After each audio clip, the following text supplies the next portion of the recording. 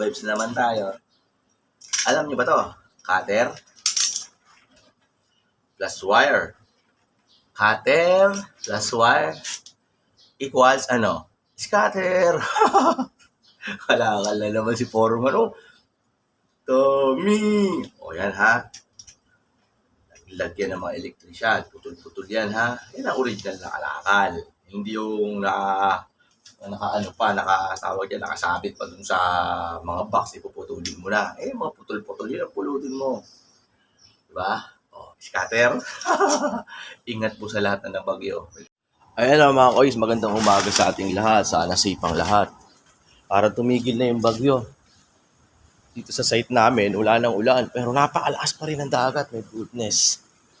Sana naman hindi na umulan. Hangin ang lakas oh. Ayun yung dagat. Sana huwag na pong umulan. Sana po maging maayos yung mga nabaha. Mawala na agad, bumaba na yung tubig. Hirap kasi nang nababaha, naranasan namin yan dati. Sa Bicol kami. Binaha kami kasi yung dam nawasak. My goodness, napakahirap nang nababaha. So sana tumigil na yung bagyo. So dahil nga sa bagyo, delay kami. Itong swimming pool na to, ito. 2 weeks lang dapat yan. So kalahati pa lang yung bakal, 2-way yan. Nasa 1-way pa lang kami, yung 2-way sa baba. So madami-dami pang trabaho. Malaki talaga epekto ng ulan, ano? Bagyo. So buti nga sa amin, ganun lang. Ang mga kawawa yun, nasa kamay nila, nasa syudad. Grabe. Pinulan sila, pinaha sila. Sana naman maging maayos sila. Hirap yun, ganun. Kaya importante, maraming puno dapat sa mga kabundukan, hindi pinuputol. Puro na lang tayo kasi develop. Pagawa subdivision dito, pagawa kung ano-ano. Para namumuliti ka. Ito yung site namin. Ay nako, madaming delay. Ayun o, napakalasang dagat dito. Ayan o. Ayan, dagat. Malabo. Oh my goodness.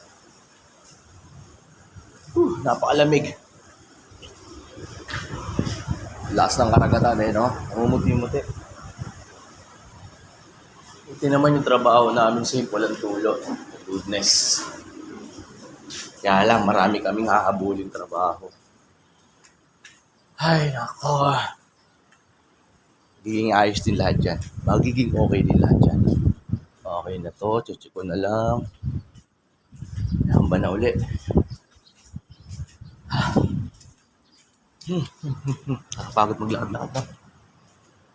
Check tayo, check. Oops, eto may hamba na uli. Okay na.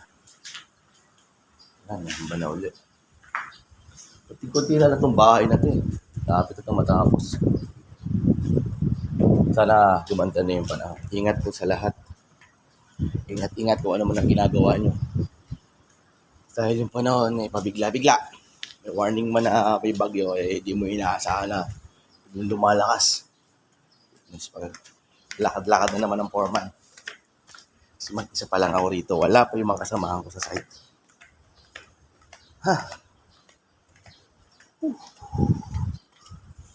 Laki ng ginagawa namin. Kaya yung foreman, hindi naman talaga kuya ako yung mga foreman, masisipag naman yan. Nakikita nyo lang kasi nakaupo.